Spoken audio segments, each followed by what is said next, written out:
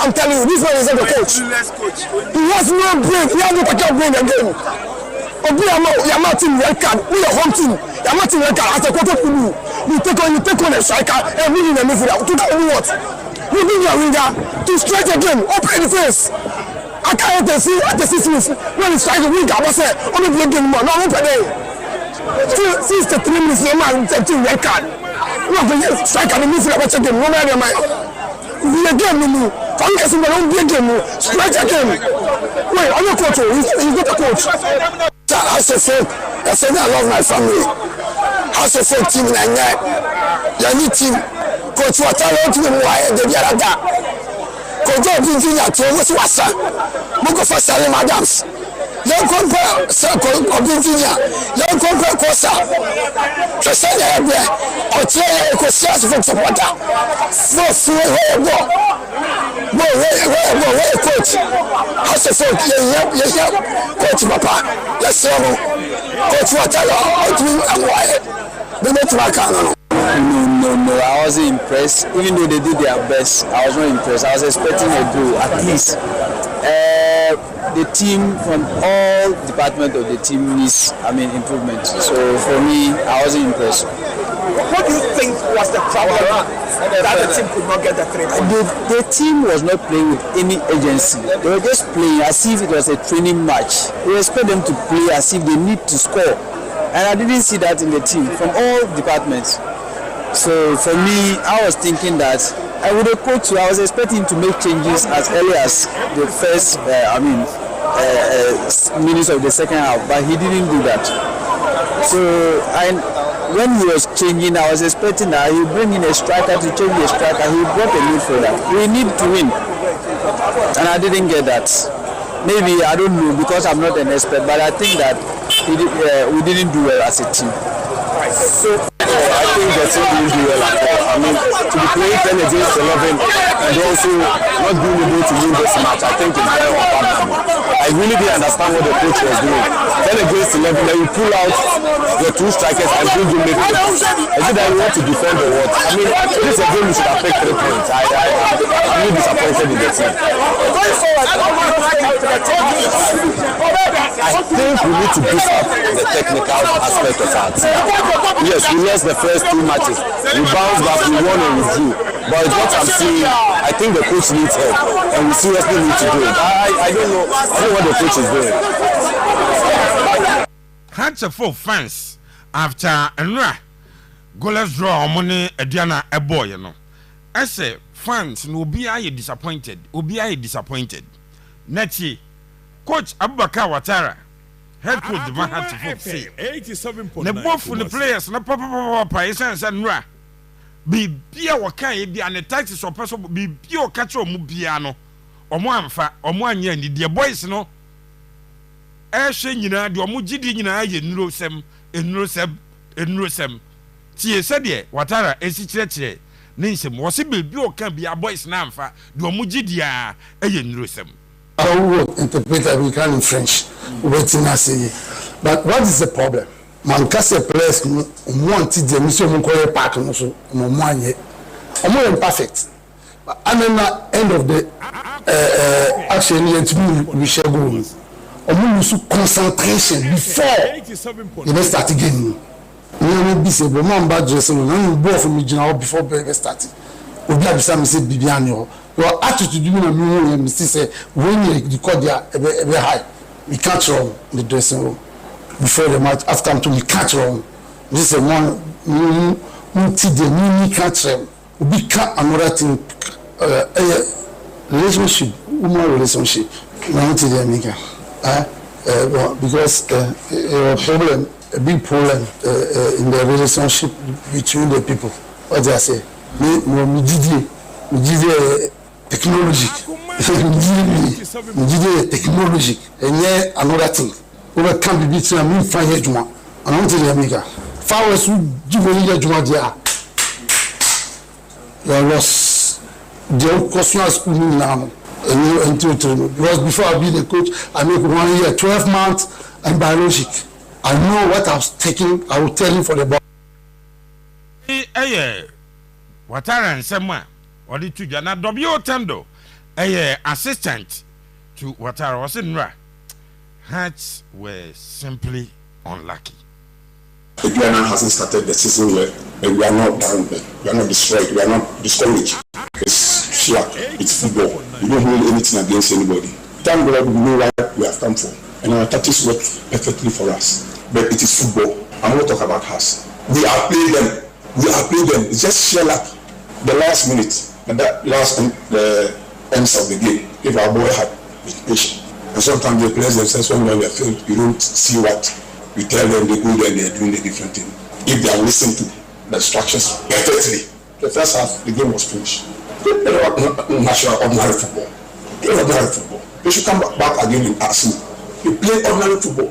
And today I want to tell them that when I came back to us, the job that I did, if they get anybody to surpass him, to overpass it, it is God that will say it. I won't be ashamed for working for us. And I'm always happy. And I know that even when I die tomorrow, when they mention my name, they say, Oba has it, you know, about past office, or why I'm on the past office. And for the last 2 years, how many years did it take them to come and win trophy? A sheer lack of God. Maybe I was part. I did not play any role. So I want to advise those, I don't want to use any language, those people who don't really contribute. I went for Ghana and Hassan. You should go and check. In the W Tando say, or yeah, you remember Diana, now on the Nassam Yunani say, and Ra had to folk were lucky. A game one. That the Esenka Diana de Joe Mono. And Manchi Hans were lucky, say, and Ra. Omunya sa drawn. Why you mama had to folk pain? Or so body do the crew everybody do had to folk. And Radia has well lucky say Omunya sa drawn. Way W Tando. Or no, and this answer we as the assistant at the man Diana Stars. Yet was so Seraph had to folk and Ra. My name's also can use a man to see technology as maintenance. I was so non the belief and they say but SB you over the boys in the piano. Na boys in Midfield no more so okay, because I said yeah can me yam shame say name say be all kind direct sir, but now I think he was talking of technology. So omo the bibia ba on the technology no but me yam shame. But so we had to folk supporter. In the last 5 games I had Sabono, 2 draws, 2 defeats, 1 win. There's a house I pick it 5 points from possible 15 points. 1/3 of the points that are available when I had to folk I pick it. A point per game. Am I surprised? No, I am not surprised. Yes, we said it. I'm out for the car say you did the how to focus we are Kotoko for another. But see, coming events cast their shadows. So BB at times it's so easy to see and also and then Ouattara shift at the end of Accra and Accra say players are to be blamed. On one day he is not to be blamed. I say Juma and all that, but players need focus. They are now shifting. Was it their match readiness? Idris Omokobo game now. I say my journey will be before frost. But he didn't. I say on your direct, but or person can be. Yeah. Post match like Asana on the Metro TV for the Kaza say. Omunyame Bobo na boys need celebrity win. No matter so much.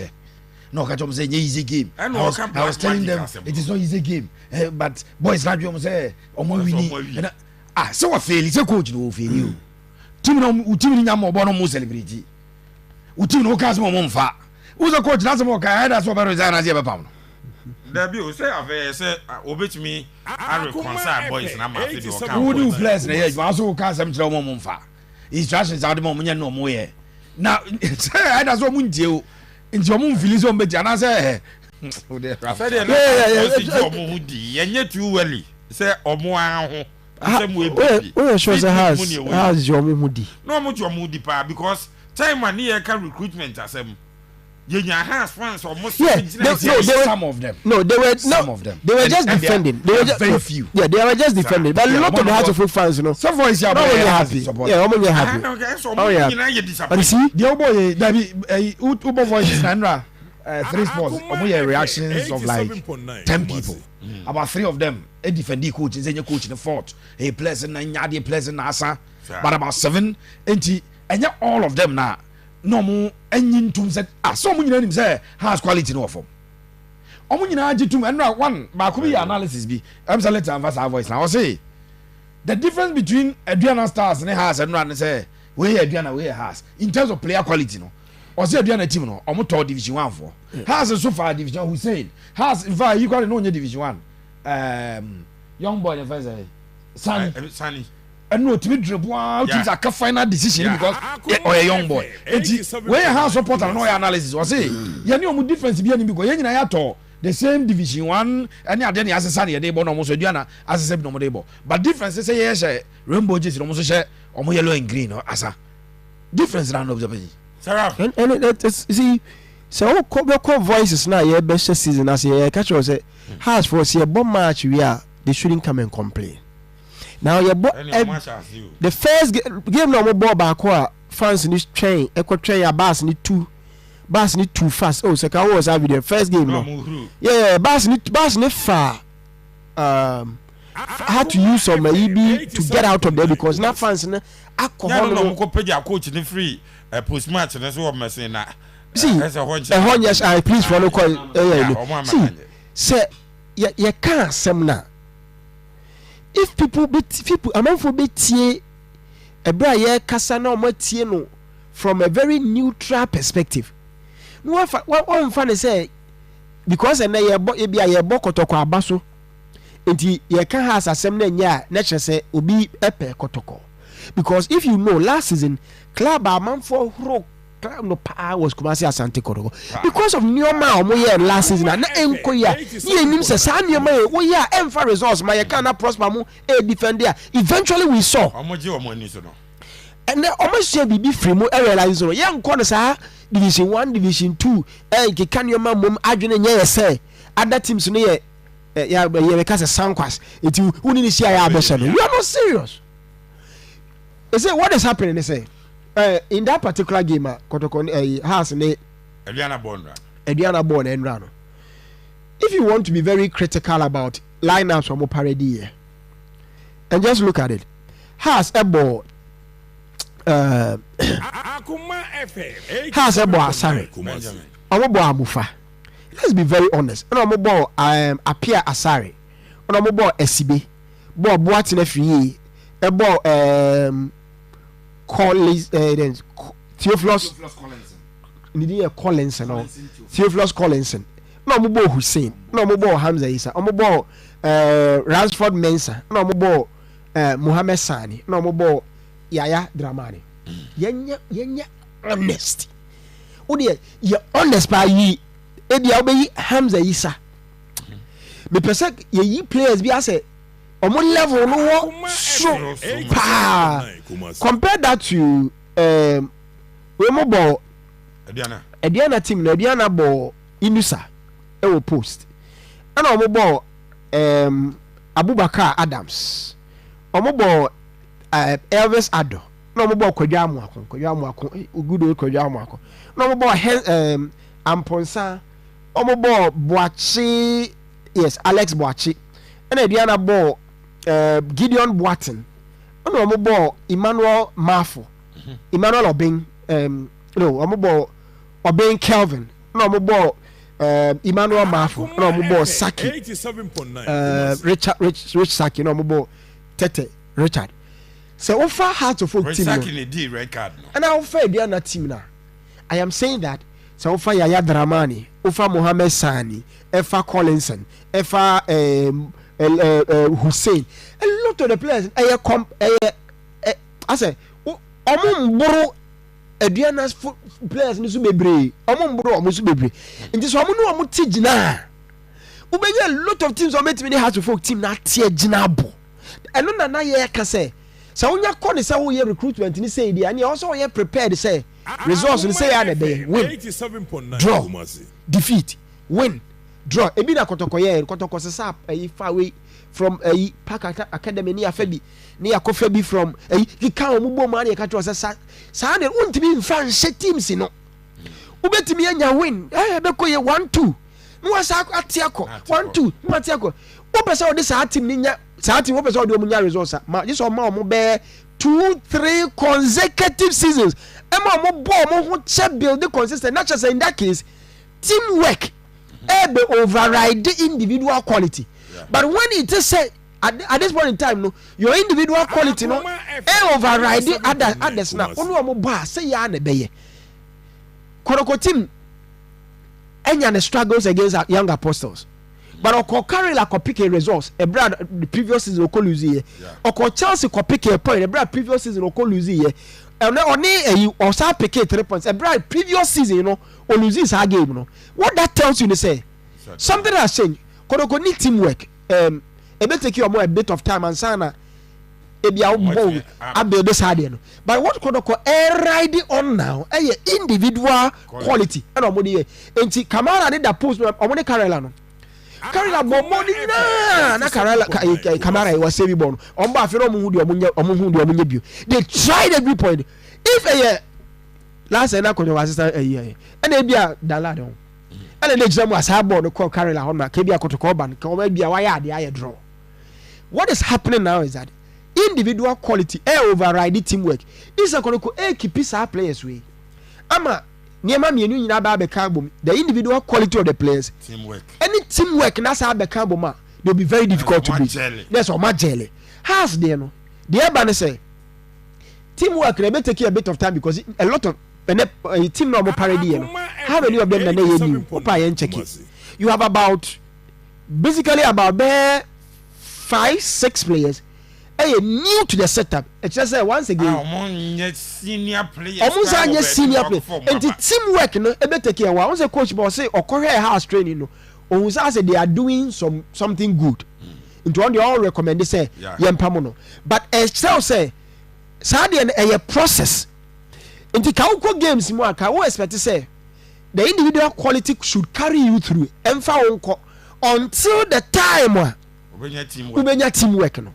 Has there no individual quality may take a bit of time and more other teams need to be brave. That's a quality nensha den yo menka say ni ho e wo hokra na e wo hokra but ensa dam buru obi de so no that make us Hamza Isa is quality and how many of them Yaya Dramani good menka bia into quality nensha den ni so no it's a quality a rank and I say a rating. Obi dia buru obi dia so. Has players and bad players. They are not bad. It take more time. More second Kotoko can be the same thing. I Kotoko players are on back. Kotoko no one side. So share. No. They were not bad. But they be here mre. Some na not supporters in this time. Some they all the more bia say we better quality. So that is what no. What them no bia na man mra or better quality. There are players if you more timer. Onyadi.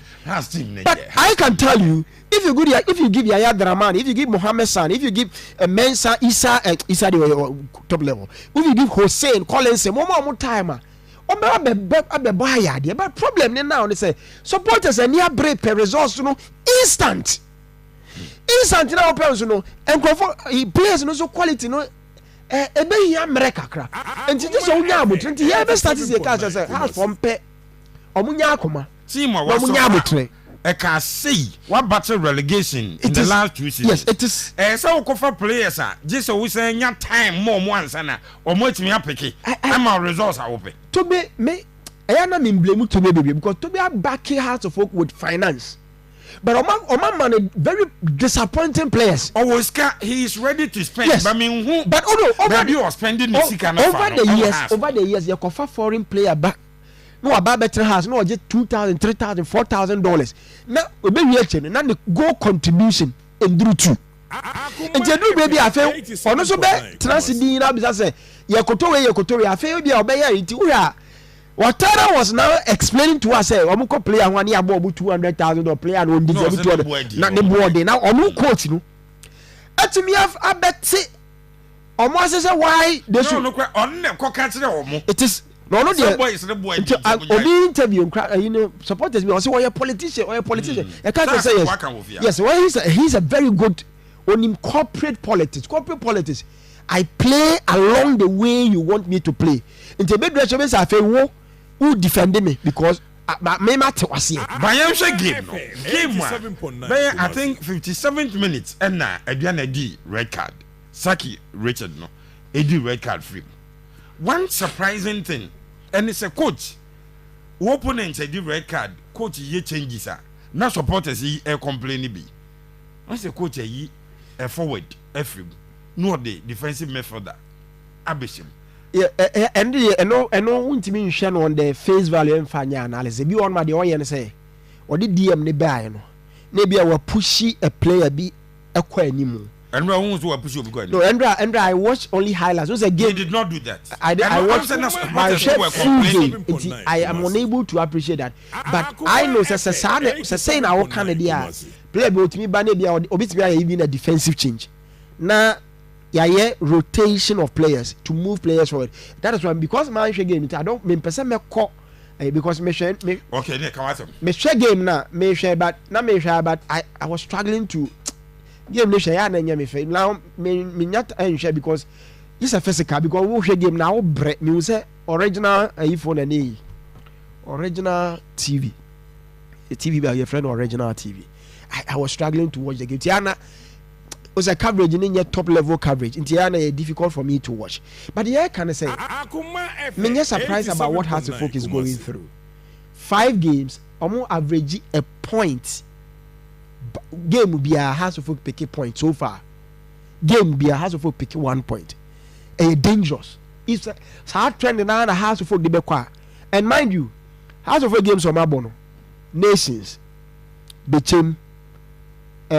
Lions, Holy Stars actually had to folk. Lions actually had to folk.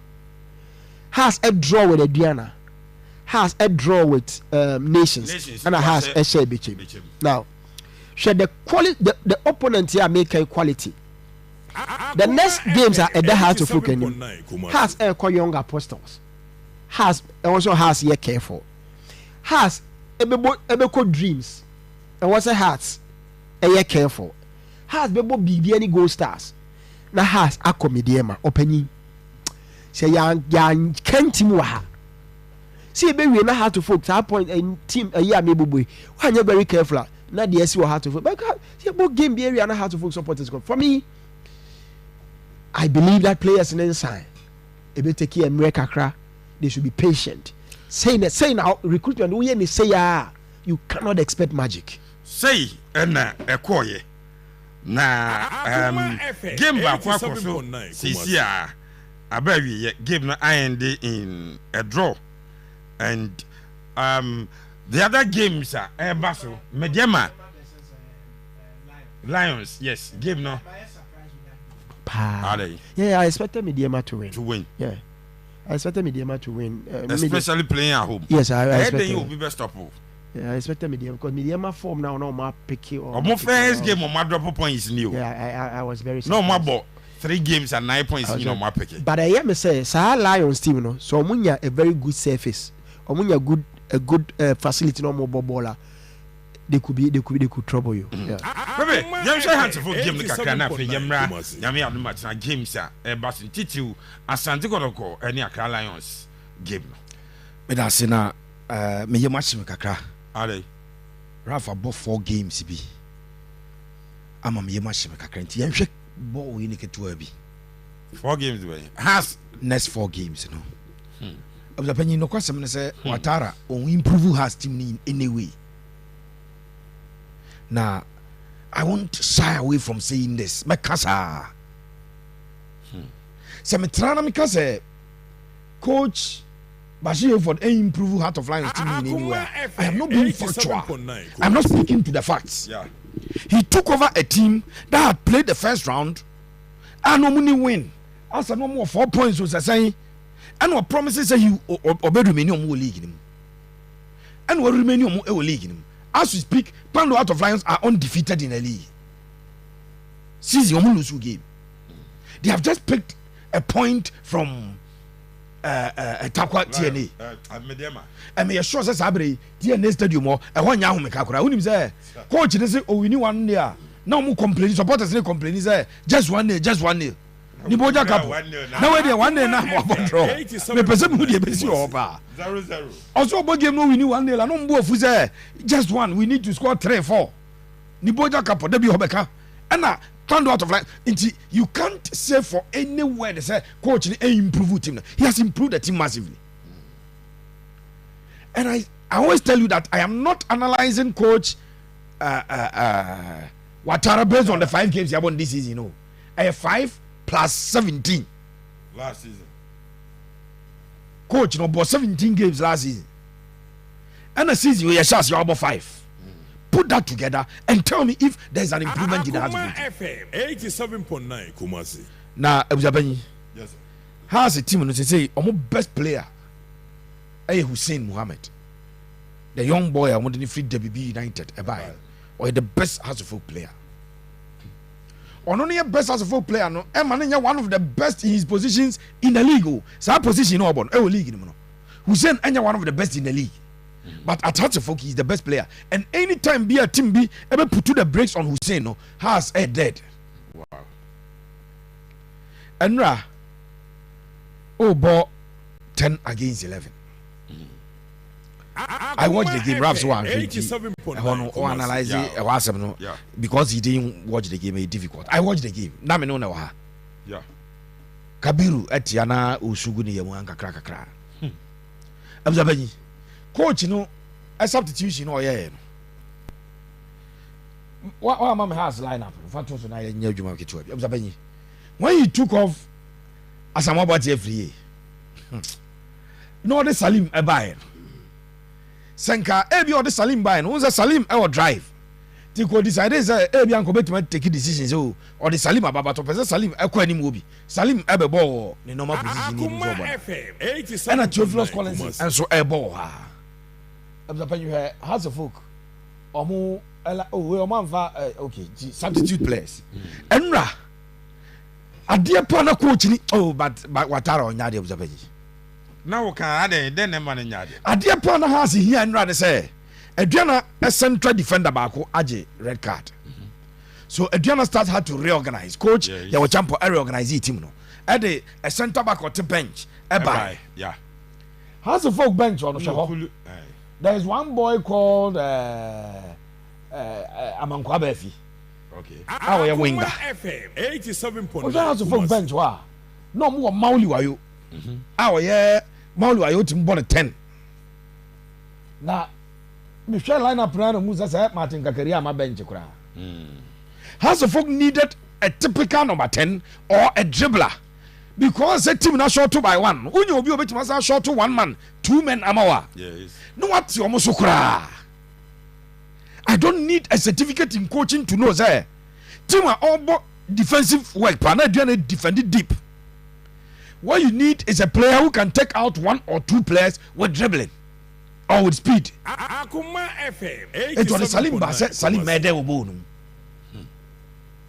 Now, unfortunately for Salim Nonsono, all the best chances in the game fell to him and went to man for back crash. One born a copim bar betono. Oh, now just what Shannon Barber Tapus or what Shannon I but Batibona Yedeo, no Abona Fanche.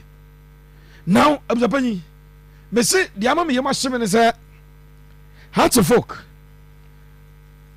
Young apostles no Oluzu game when G Park and as well.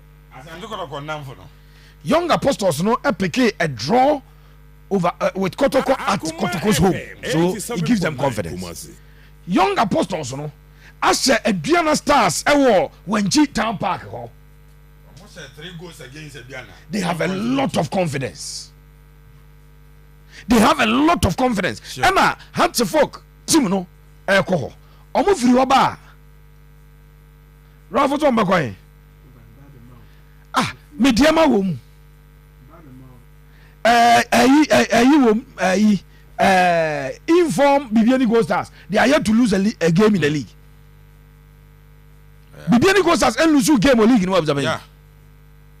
And these are the fixtures a thought was my husband. With the kind of performance now has done it, you know. Any Ouattara say we give good players na so on T players na say on try say or chero ma dia na before the game or attitude before the game as o ma fan so ma win awie and o mu di agro. I think that if you look at the next games now Toto has any now young apostles which is next game yes has next game young apostles now Hearts of Folk next game you know I against Omoni Dreams Bababo Dreams our Accra away okay but I don't know why they are doing two some of fixtures in the teams in Kotoko you know Kotoko no mo e 2 home games so na wakobo 2 away games eti or Kobo young apostles no Bababo Dreams Dreams are not doing well that's a game that has more okay there has medical about Dreams will be the first away Dreams match in the away then that will be the round of say about say 6 about 5 it need 6 game a game on a young apostles okay that is their 6 game on a young apostles and at the 7th one is the Dreams game the 8th one on the Hearts of Folk called has ebebo bibiani wo home bibiani Gold Stars last season bibiani Gold Stars Kabiru kai bona mu keeper no bobo Gold Stars player man kwashe enti omonso Aisha say nya win over has one cry then we flan no comedy ma enti young apostles away Dreams away bibiani Gold Stars at home Mediama away then has next 4 games that has abebo vision absapanyi ya be baso throughout this week ya be adwuma has Hearts of Folk team no ti babia ejina no but still Alaji papa bi sa atafe we show for na Alaji 87.9 Kumasi mutitia break Alaji makacha bo si mutitia break pia o ya bo no obi atwam say ya twe handbrake bra is it ever say handbrake no kra ya twe handbrake as I can leg break resi ya tia so pa ayo bo no obi esa o Alaji ma me nchi aminim no but for we show you so pa be legend the comment no yentu aso na Asante Kotoko ebo omo next game at the Obuasi Linkley Sports Stadium kai so omo first game omo draw omo any young apostles and omo second game meka ewo Obuasi Linkley Sports Stadium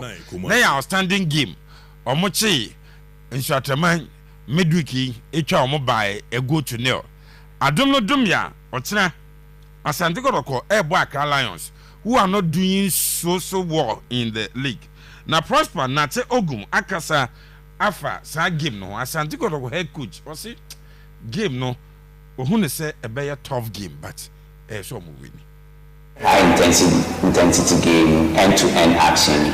They are a very youthful side, very athletic. They can run throughout the 90 minutes and they are very good technically. They are a passing game team. They keep the ball a lot and then try to look for the spaces behind the defense and play the ball into those spaces. So I think they are a very good side. That one, we all know that Accra Lions is one of the best clubs or best sides in terms of playing good football in the country. So we have to make sure that we don't give them a lot of time and space on the ball because they are technically good, they are very confident on the ball. If you give them too much space, too much time on the ball, they will be able to do the right things and then make the game very difficult for us. So we need to close them down, especially when we don't have the ball, and we have to make sure that we also exploit the spaces that they leave in between their defensive setups.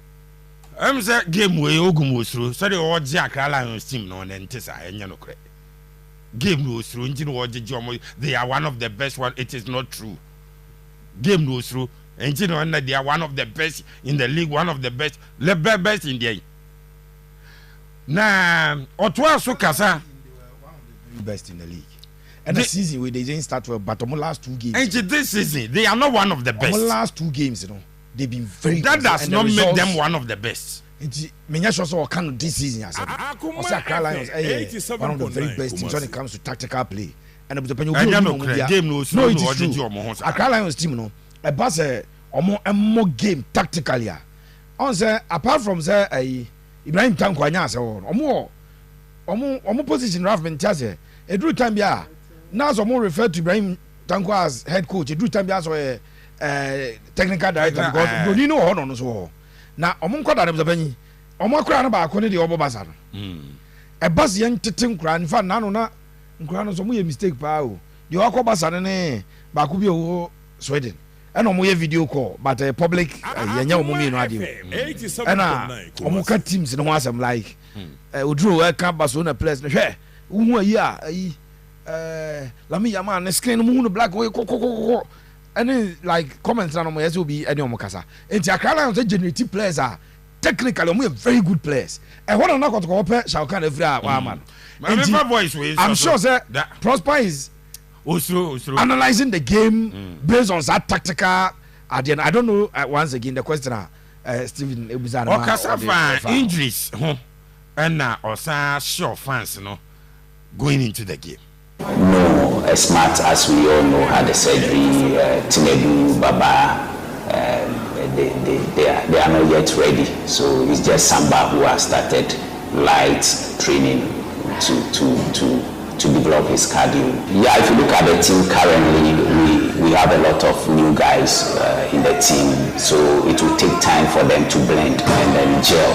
It will take some time, so we have to keep working on them because we are yet to establish the chemistry in the team, the cohesion in the team, that automatic, what do you call it, display of performance. We are yet to get there because they are new. If you look at even the last match we played, we had more of the new guys more than the old guys. And if you look at the other matches too. So basically the point I'm trying to make is that it's just a gradual process. We need to integrate them meaningfully. It should be a gradual process which we are working on. I know very soon we'll have the right balance, we'll have the right rhythm, and then the flow will come by itself. So the supporters should be assured that we'll get them blended very well. Yeah, they should come in their numbers. And I must tell you, Stephen, I was surprised on Wednesday, the number of supporters who trooped in. I thought it was a midweek, it was a working day, so we're not going to get the numbers. But then when I turn and look at the center line, look at the VIP and the wings, I saw that these places were full. I was like, wow, this is very, very, very appealing. This is very, very pleasant. So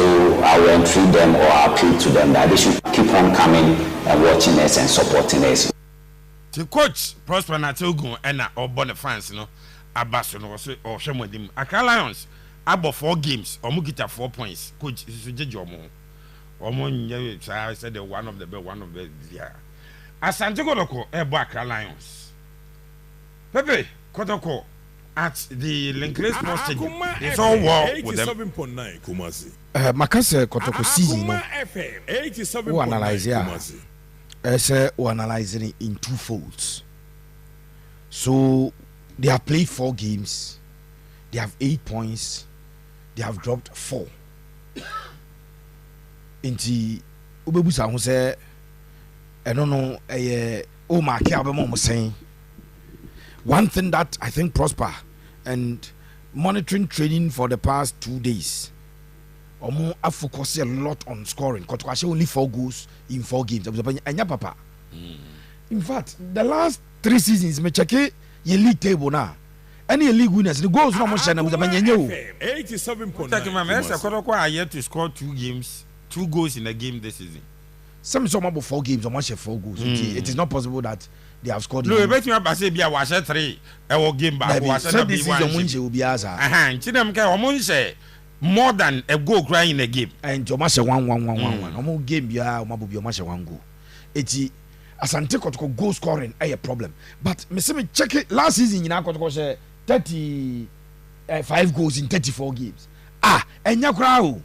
And I have said 32 said 31 goals in 34 games. And I have said last season. The whole 34 games now has been 31 goals. Kotoko 34 games was 35 goals. Enya the papa was happening. And say about 34 games, that's what we say 65, 70 goals. Never no player. Aji go can be 15 to 20. And the money mo across last season. Mukwala nkwa shemza 12.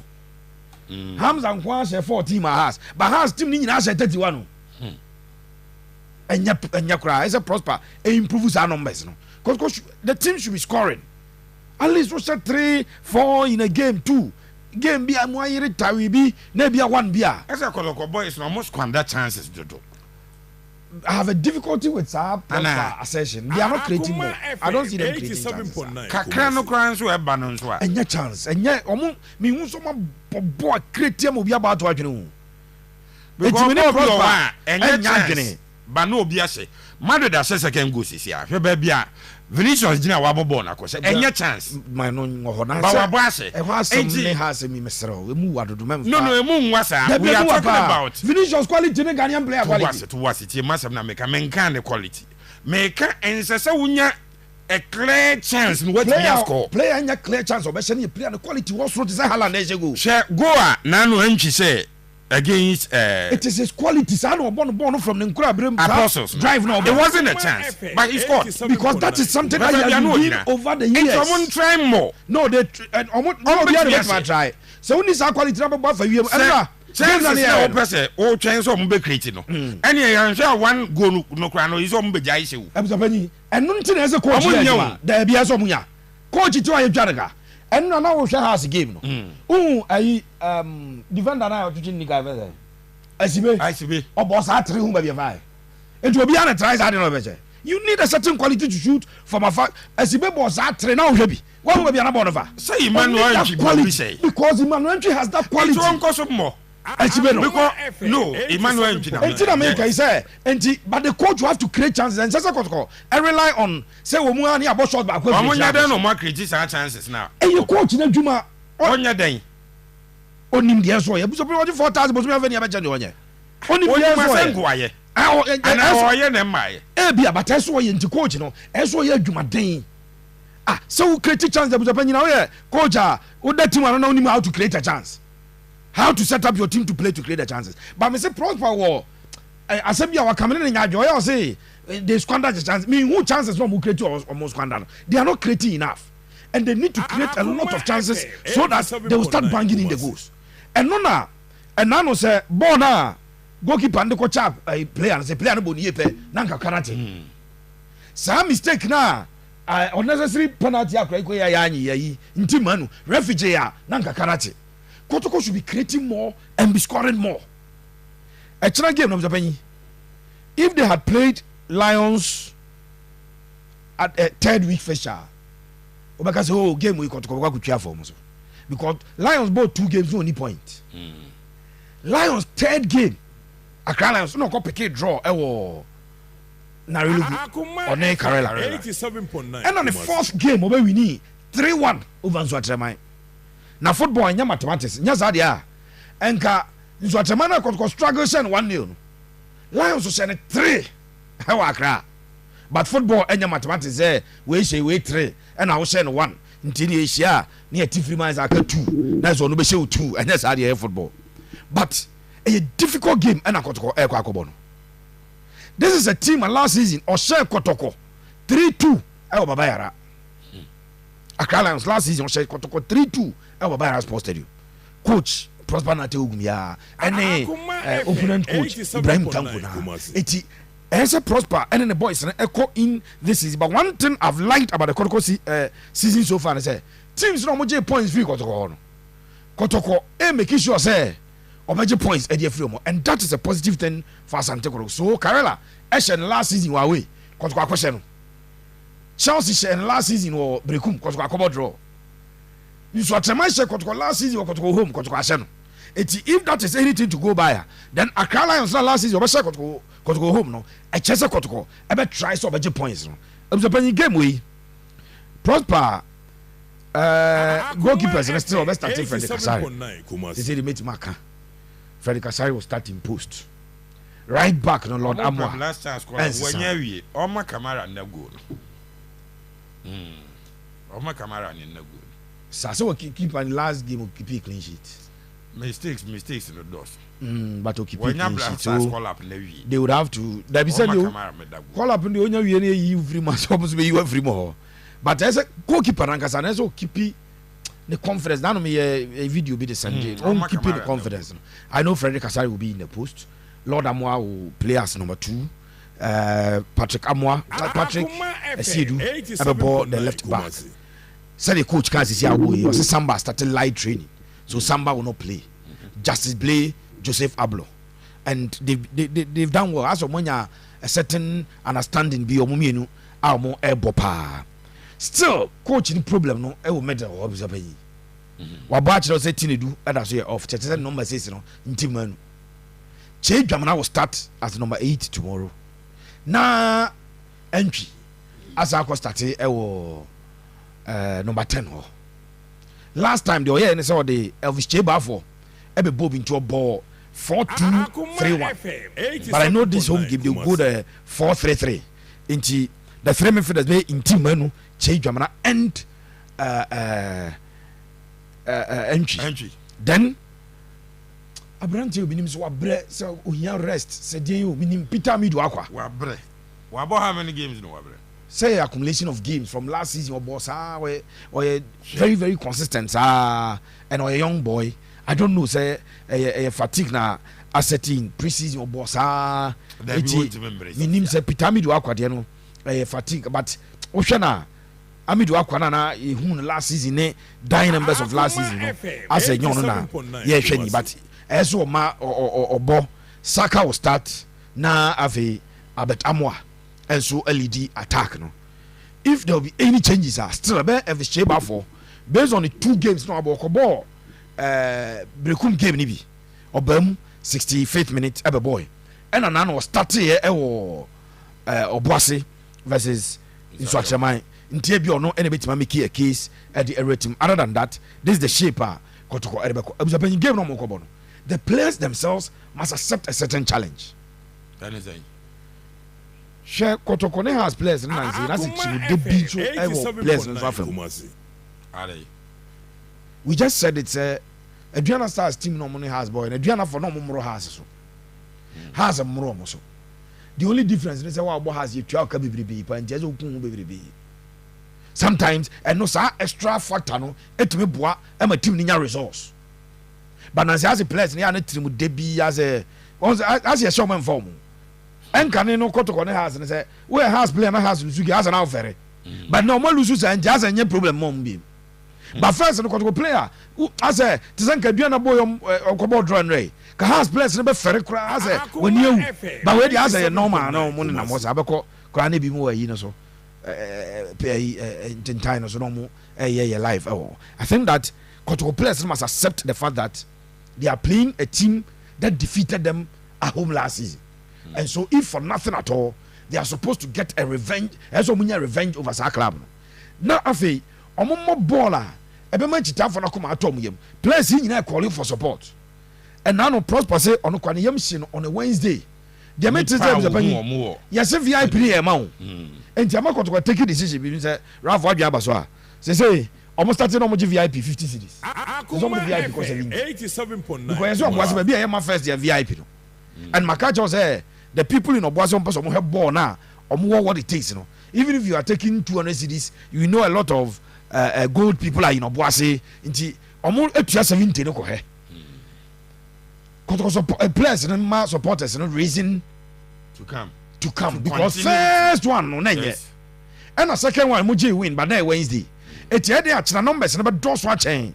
Some numbers now yes but on Wednesday no. But as a players you know a BB. Prosper so Mumra. Yes, he is calling on them, and I expect Property to deliver and get a system that will number one make the football flow. Omobo minino mabo was the and yeah, said your mabo na win. Kotoko better ever na relugu. Kotoko ebo better ever brekum. Minino mabo was and mention that any convincer. As a bob baller, ebe so a chita for any. No more goals. As a goals babonum. Okay. I expect Kotoko to win the game by 2-1. Yes, by 2-1. A bit more Kotoko. Sir, Prosper Castle team no a bit me up a free feet week. Aircono. Osha Bibisa Eba. Yamia do not say 87.9. Asante Ebo Accra Lions. Ni team no pekeba. Omo yes in the feet week no kwamno. The last game at Kotoko said they were not convincing, but I'm manage a victory.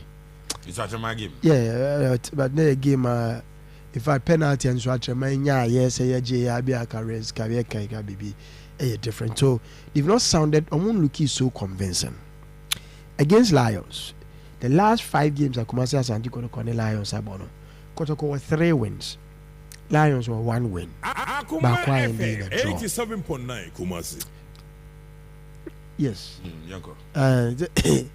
It's Kotoko ne Accra Lions, no. The last time on my bonnet, it's been 3-1 for Kotoko. 3-2 and a Lions a share Kotoko. Before that, na Kotoko last season Kotoko share Lions so 1-0. Before that, Kotoko share Lions 1-0. Before that, Kotoko share Lions 4-0. Before that, 1-1. Kotoko any Lions there. Ideally, I say we bakuya anko ye wahana na Kotoko timini Lions ball. But young apostles born now more Kotoko boy yeah. I will remember Kotoko looking very ordinary. And my man for raise questions say nti Mokotoko na mo ye dede about them no anywhere any. And Kotoko a call Chelsea, a call pick a point from there. Difficult game, but almost me pick a point. And on Benya very scrappy winner and yet fair, but born who near when you 3 points and when you 3 points. One thing I who Kotoko against Karela make a hair Kotoko mediema or takwa. And I'm here Kotoko ne Karela. Ne how an Kotoko a bobon. The way I attempted some mobile constructed play. In the last 2-3 matches I have Kotoko to me yes I had any bio. A bit me about say injury situations and I'm an akobasa. Because more key players be injured. Yeah. Possible say no man akobasa. But I expect say in the Chelsea about talking pointer. Chelsea bought 11 players in our league. No, Master 11 in the conference league. Still now who the identity of the team. And to say players be 1, 2, 3 every more. Now we inclusions. I may expect this identity. 87.9 Kumasi. But for the way I hear who it looks like that. Ochina Omoma reason why I will be Tieska Kosha Omoa on Sam no on Sam Brebio.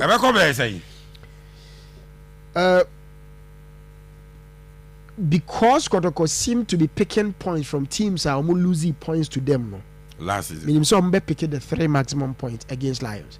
But any a handsome win into either a 1-0 win or a 1-0 margin win. But as a rough other games are Basso with 5 of the Ghana Premier League. Become Chelsea, everybody young apostles. Afe Bibiani Ghost Stars, and so any Bechem United, everybody Dreams FC, everybody Nations FC, Karela, and so Samatex, Champions, and everybody Shatraman, everybody Legon Cities, Nafi Vision FC, and so any Holy Stars, and their boy anyway, any games are Basso, Ghana, the Premier League, no. With 5 watching live. Congrats to Arsenal for the victory against Southampton and come tomorrow. Nottingham Forest will finish Yanum. Hey, we every other day. Every Abba. I say, okay, Mammy, remember lines no so me baba peke more course no and to get ready. Once what do I drink? Eba. That Yanshe was say against Southampton, Man U beat them 3-0 at their home. If they beat City, I don't know what you would say.